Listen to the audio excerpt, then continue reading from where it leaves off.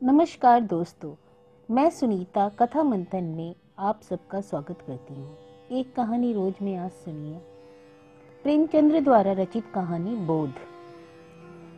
पंडित चंद्रधर ने एक upper primary में मुद्रिसी तो कर ली थी, किंतु सदा पछताया करते कि कहां से इस जंजाल में आ फंसे। यदि किसी अन्य विभाग में नौकर होते तो अब तक हाथ में 4 पैसे होते, आराम से जीवन व्यतीत होता।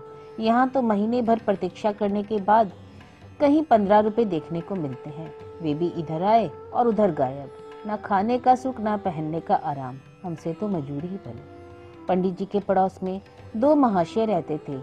एक ठाकुर अतिबल सिंह, वह थाने में हेड कांस्टेबल थे, और दूसरे थे मुंशी बैजनाथ, वह तहसील में सियाहनविस थे। दोनों आदमियों का वेतन पंडित से कुछ अधिक ना था, तब भी चैन से गुजरती थी। संध्या को वह कचहरी से आते बच्चों को पैसे और मिठाइयाँ देते। दोनों आदमियों के पास टहलते थे। घर में कुर्सियाँ, मेजें, फर्श आदि सामग्रियाँ मौजूद थी। ठाकुर साहब शाम को आराम कुर्सी पर लेट जाते और खुशबूदार खमीरा पीते। मुंशी जी को शराब कबाब का व्यसन था। अपने सुसज्जित कमरे में बैठे हुए बोतल की बोतल साफ कर देते, और जब कुछ नशा होता तो हारमोनियम बजाते। सारे मोहल्ले में उनका रौब-दाब था। उन दोनों महाशयों को आते जाते देखकर बनिए उठकर सलाम करते। उनके लिए बाजार से अलग भाव था। 4 पैसे की चीज टके में लाते, लकड़ी ईंधन मुफ्त में मिलता। पंडित जी उनके ठाट बाट को देखकर कुड़ते और अपने भाग्य को कोसते। वह लोग इतना भी ना जानते थे कि पृथ्वी सूर्य का चक्कर लगाती है अथवा सूर्य पृथ्वी का। साधारण पहाड़ों तक का ज्ञान न था, जिस पर ईश्वर ने उन्हें इतनी प्रभुता दे रखी थी। यह लोग पंडित जी पर बड़ी कृपा रखते थे।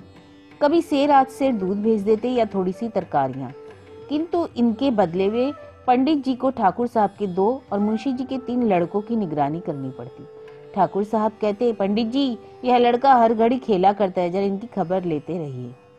और मुंशी जी कहते, यह लड़के आवारा हुए जाते हैं, जरा इनका ख्याल रखिए। तो यह बातें बड़ी ही अनुग्रह पूर्ण रीति से कही जाती थी, मानो पंडित जी उनके गुलाम हैं। पंडित जी को यह व्यवहार असहनीय था, किंतु इन लोगों को नाराज करने का साहस न कर सकते थे।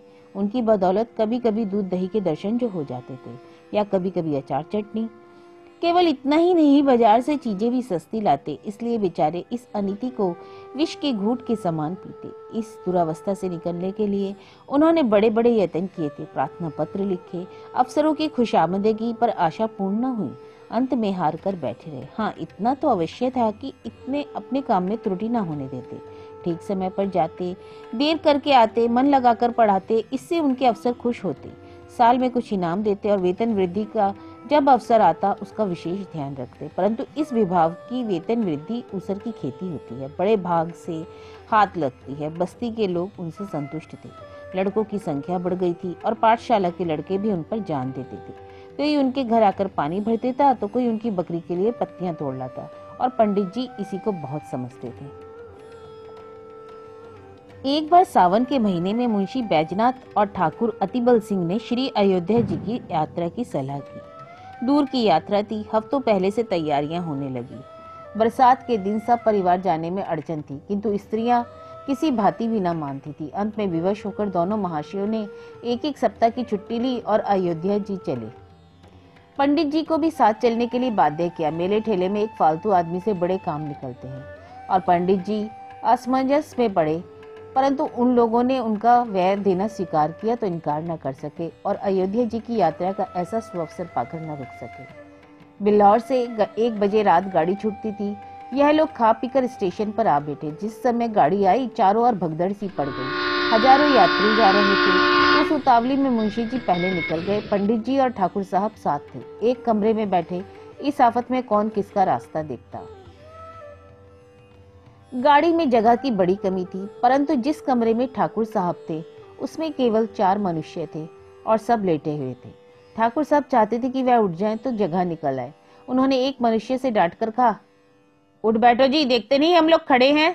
मुसाफिर लेटे लेटे बोला, क्यों उठ बैठे जी, कुछ तुम्हारे बैठने का ठेका लिया है क्या हमने? ठाकुर, क्या हमने किराया नहीं दिया है? मुसाफिर, जिसे किराया दिया है उसी से जाकर जगह मांगो। ठाकुर, जरा होश की बातें करो, इस डब्बे में 10 यात्रियों के बैठने की आज्ञा है। मुसाफिर, थाना नहीं है ये, जरा जबान संभाल के बात कीजिए जी। ठाकुर, कौन हो तुम? मुसाफिर, हम वही हैं जिस पर आपने खुफिया फरोसी का अपराध लगाया था और जिसके द्वार पर आप नगद 25 रुपए लेकर टले थे। ओह, अब पहचाना, परंतु मैंने जो तुम्हारे साथ रियायत की थी, चालान कर देता तो सजा पा जाते।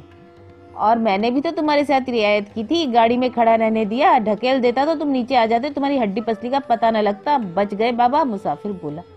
इतने में दूसरा लेटा हुआ यात्री जोर से ठट्टा मारकर हंसा और बोला, और क्यों दरोगा जी साहब, मुझे क्यों नहीं उठाते हो?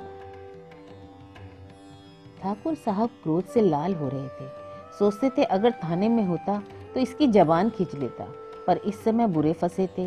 वह बलवान मनुष्य थे और दोनों मनुष्य भी हट्टे कट्टे देख पड़ते थे। ठाकुर बोले, संदूक नीचे रख दो, बस जगह हो जाए। दूसरा मुसाफिर बोला, और आप ही क्यों ना नीचे बैठ जाएं? इसमें कौन सी हेटी हुई है, थाना थोड़े ही है जो आपके रौब में फर्क पड़ेगा। ठाकुर साहब ने उसकी ओर ध्यान से देखकर पूछा, क्या तुम्हें भी मुझसे कोई बैर है? जी हाँ, मैं तो आपके खून का प्यासा हूँ। मैंने तुम्हारा क्या बिगाड़ा है जो तुम्हारी तो सूरत भी नहीं देखी? दूसरा मुसाफिर बोला, आपने मेरी सूरत नहीं देखी, पर आपके डंडे ने देखी है। इसी कल के मेले में आपने मुझे कई डंडे लगाए, मैं चुपचाप तमाशा देखता था, पर आपने आकर मेरा कचूमर निकाल दिया। मैं चुप रह गया, घाव दिल पर लगा हुआ है, आज इसकी दवा मिलेगी। यह कहकर उसने और भी पैर फैला लिए और क्रोधपूर्ण नेत्रों से देखने लगा। पंडित जी अब तक चुपचाप खड़े थे, डरते थे कि कहीं मारपीट ना हो जाए। अवसर पाकर ठाकुर साहब को समझाया। ज्यों ही तीसरा स्टेशन आया, ठाकुर साहब ने बाल बच्चों को वहां से निकालकर दूसरे कमरे में बैठा दिया। इन दोनों दुष्टों ने उनका असबाब उठा उठाकर जमीन पर फेंक दिया। जब ठाकुर साहब गाड़ी से उतरने लगे तो उन्होंने उसे ऐसा धक्का दिया, बेचारे प्लेटफार्म पर गिर पड़े। गार्ड से कहने दौड़े थे कि इंजन ने सीटी दे दी, जाकर गाड़ी में बैठ गए। उधर मुंशी बैजनाथ की और भी बुरी दशा थी। सारी रात जागते गुजरी, जरा पैर फैलाने की जगह न थी। आज उन्होंने जेब से बोतल भरकर रख ली थी। प्रत्येक स्टेशन पर कोयला पानी ले लेते थे और फल यह हुआ कि पाचन क्रिया में विघ्न पड़ गया। एक बार उल्टी हुई और पेट में मरोड़ होने लगी। बेचारे बड़ी मुश्किल में पड़े। चाहते थे कि किसी भांति लेट जाएं, पर यहाँ तो पैर हिलाने की भी जगह न थी। लखनऊ तक तो उन्होंने किसी तरह जब्त किया, आगे चलकर विवश हो गए। एक स्टेशन पर उतर पड़े, प्लेटफार्म पर लेट गए। पत्नी घबराई, बच्चों को लेकर उतर पड़ी। असबाब उतारा, परंतु जल्दी में ट्रंक उतारना भूल गई। गाड़ी चल दी। दरोगा जी ने अपने मित्र की इस दशा को देखा तो वह भी उतर पड़े। समझ गई कि हजरत आज ज्यादा चढ़ा गए हैं। देखा तो मुंशी जी की दशा बिगड़ गई थी। ज्वर, पेट में दर्द, नसों में तनाव और कै और दस्त। बड़ा खटका हुआ। स्टेशन मास्टर ने यह हाल देखा तो समझे हैजा हो गया है। हुक्म दिया, रोगी को बाहर ले जाओ। विवश होकर लोग मुंशी जी को एक पेड़ के नीचे उठा ले गए। उनकी पत्नी रोने लगी। हकीम डॉक्टर की तलाश हुई। पता लगा डिस्ट्रिक्ट बोर्ड की तरफ से वहाँ एक छोटा सा अस्पताल है। लोगों की जान में जान आई। किसी से यह भी मालूम हुआ कि डॉक्टर साहब बिल्लौर के रहने वाले हैं। ढांढस बंधा। दरोगा जी अस्पताल दौड़े, डॉक्टर साहब से समाचार कह सुनाया और कहा, आप चलकर जरा उन्हें देख तो लीजिए। डॉक्टर का नाम था चोखेलाल, कंपाउंडर थे, लोग आदर से डॉक्टर कहा करते। सब वृतांत सुनकर रुखाई से बोले, सवेरे के समय मुझे बाहर जाने की आज्ञा नहीं है। दरोगा, तो क्या मुंशी जी को यहीं लावे? डॉक्टर, हाँ, आपका जी चाहे तो ले आइए। दरोगा जी ने दौड़ धूप कर एक डोली का प्रबंध किया। मुंशी जी को लाद कर अस्पताल लाए और ज्यों ही बरामदे में पैर रखा, चोखेलाल ने डॉक्टर का कहा, हैजे के रोगी को ऊपर लाने की आज्ञा नहीं है। बैजनाथ अचेत तो थे नहीं, आवाज सुनी पहचाना, धीरे से बोले, अरे यह तो बिल्लौर ही के हैं, भला सा नाम है, तहसील में आया जाया करते हैं। क्यों महाशय, मुझे पहचानते हैं? जी हाँ, खूब पहचानता हूँ आपको, चोखेलाल ने कहा। बैजनाथ, पहचान कर भी इतनी निष्ठुरता? मेरी जान निकल रही है, जरा देखिए मुझे क्या हो गया है। हाँ हाँ, यह सब कर दूंगा, पर मेरा काम ही क्या है? फीस? अस्पताल में कैसी फीस जनाब इमन? दरोगा जी ने कहा।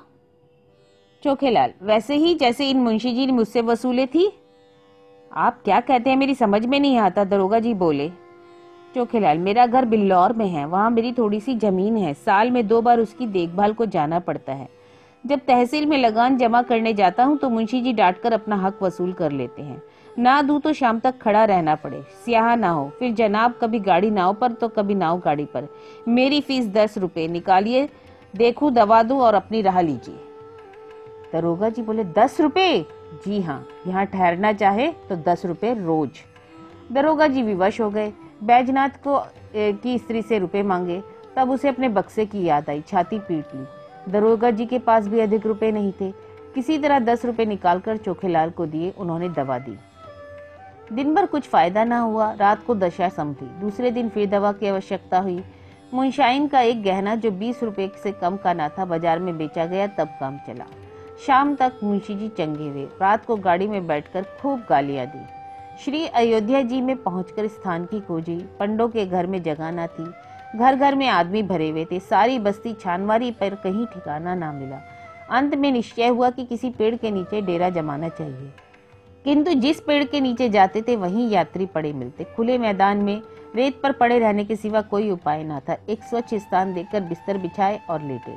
इतने में बादल घिराए, बूंदे गिरने लगी, बिजली चमकने लगी। गरज से कान के पर्दे फटे जाते थे। लड़के रोते थे, स्त्रियों के कलेजे कांप रहे थे। अब यहाँ ठहरना दुस्साह था, पर जाए कहाँ? अकस्मात एक मनुष्य नदी की तरफ से लालटेन लिए आता हुआ दिखाई दिया। वह निकट पहुंच गया तो पंडित जी ने उसे देखा। आकृति कुछ पहचानी सी मालूम हुई, किंतु यह विचार न आया कि कहाँ देखा है। पास जाकर बोले, क्यों भाई साहब, यहाँ यात्रियों के ठहरने के लिए जगह न मिलेगी? वह मनुष्य रुक गया। पंडित जी की ओर ध्यान से देखकर बोला, अरे आप पंडित चंद्रधर तो नहीं है? पंडित जी प्रसन्न होकर बोले, जी हाँ, आप मुझे कैसे जानते हैं? उस मनुष्य ने सादर पंडित जी के चरण छुए बोला, मैं आपका पुराना शिष्य हूँ। मेरा नाम कृपा शंकर है। मेरे पिता कुछ दिन बिल्लौर के डाक मुंशी रहे हैं। उन्हीं दिनों में आपकी सेवा में पड़ता था। पंडित जी की स्मृति जागी और बोले, ओ अच्छा, तुम ही हो कृपा शंकर? तुम बहुत दुबले पतले लड़के थे, कोई 8-9 साल के होंगे। जी हाँ, 9वां साल था। मैंने वहां से आकर एंट्रेंस पास किया। अब यह म्यूनिसिपालिटी में नौकर हूँ। कहिए, आप तो अच्छी तरह से हैं ना? सौभाग्य था जो आपके दर्शन हो गए। पंडित, मुझे भी तुमसे मिलकर बड़ा आनंद हुआ। तुम्हारे पिता अब कहाँ हैं? जी, उनका तो देहांत हो गया है। माता साथ में है। आप यहाँ कब आए? आज ही आया हूँ। पंडों के घर में जगह न मिली, विवश होकर यहीं रात काटने की ठहरी। बाल बच्चे भी साथ हैं? नहीं, मैं अकेले आया हूँ, पर मेरे दरोगा जी और सिया हेनविस साहब हैं। उनके बाल बच्चे भी साथ हैं। कुल कितने मनुष्य होंगे? हैं तो 10, किंतु थोड़ी सी जगह में निर्वाह कर लेंगे। अरे नहीं साहब, बहुत सी जगह लीजिए। मेरा बड़ा मकान खाली पड़ा है। चलिए आराम से 1-2-3 दिन रहिए। मेरा परम सौभाग्य है जो आपकी सेवा करने का अवसर मिला। इसके बाद कृपा शंकर ने कई कुली बुलवाए, असबाब उठाया और सबको अपने मकान पर ले गया। साफ सुथरा घर था। नौकर ने चटपट चारपाइयां बिछा दी और घर में पूरियां पकने लगी। कृपा शंकर हाथ बांधे सेवक की भांति दौड़ता था। हृदय उल्लास से उसका मुख कमल चमक रहा था। उसकी विनय और नम्रता ने सबको मुग्ध कर लिया और सब लोग तो खा पी कर सोए, किंतु पंडित चंद्रधर की आंखों में नींद नहीं आई। उनकी विचार शक्ति इस यात्रा की घटनाओं का उल्लेख कर रही थी। रेलगाड़ी की रगड़ झगड़ और चिकित्सालय की नोच खसोट के सम्मुख कृपा शंकर की सहायता और शालीनता प्रकाशमय दिखाई देती थी। आज पंडित जी को अपने शिक्षक होने पर गौरव महसूस हुआ। उन्हें आज इस पद की महानता ज्ञात हुई। यह लोग 3 दिन अयोध्या रहे, किसी बात का कष्ट न हुआ। कृपा शंकर ने उनके साथ जाकर प्रत्येक धाम का दर्शन कराया।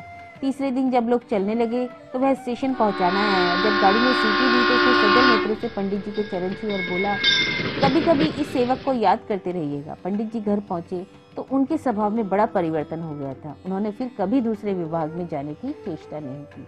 तो यह कहानी थी प्रेमचंद्र द्वारा रचित बोध।